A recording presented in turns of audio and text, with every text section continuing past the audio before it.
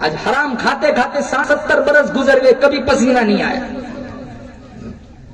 سود کھاتے کھاتے زندگیاں ختم ہو گئی، کبھی پسینہ نہیں آیا۔ لوگوں کی ماں بہنوں کو تاڑتے تاڑتے زندگیاں ختم ہو گئی، کبھی پسینہ نہیں آیا۔ مسجدوں کی بے حرمتی کرتے، قرآن کی بے حرمتی کرتے، علماء کی توہین کرتے کرتے زندگیاں ختم ہو گئی، آج تک پسینہ نہیں آیا۔ جن لوگوں کو پسینے آتے تھے ان کی زندگیاں کچھ اور تھی۔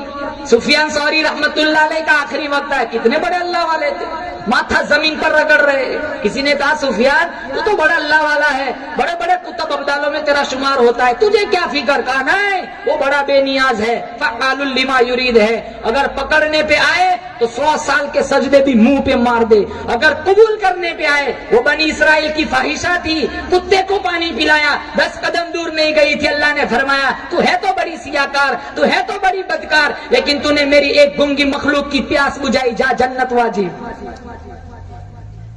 اور پکڑنے پہ آئے مسلمانوں 500 سال کے سجدے بھی منہ پہ مار دے۔ اللہ کو کیا ضرورت ہے؟ ہم 4 نماز کیا پڑھے، ساری دنیا کافر نظر آنے لگتی۔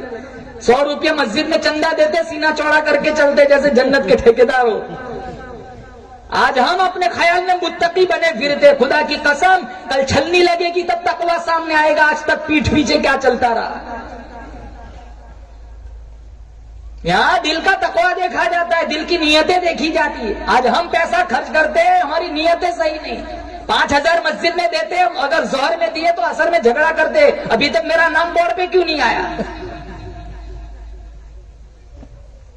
ایسے پیسوں کی اللہ کو کیا ضرورت ہے؟ مدینہ منورہ میں بادشاہ تھا، اس نے ایک مسجد بنائی اور اس کا ایک ذہن تھا کہ اس مسجد میں صرف میرا حصہ لگنا چاہیے اور کسی کا نہیں۔ اتنی عالی شان مسجد بنائی، چاروں طرف اس مسجد کا چرچا ہوا اور اس مسجد پر اس نے اپنا نام لکھوایا۔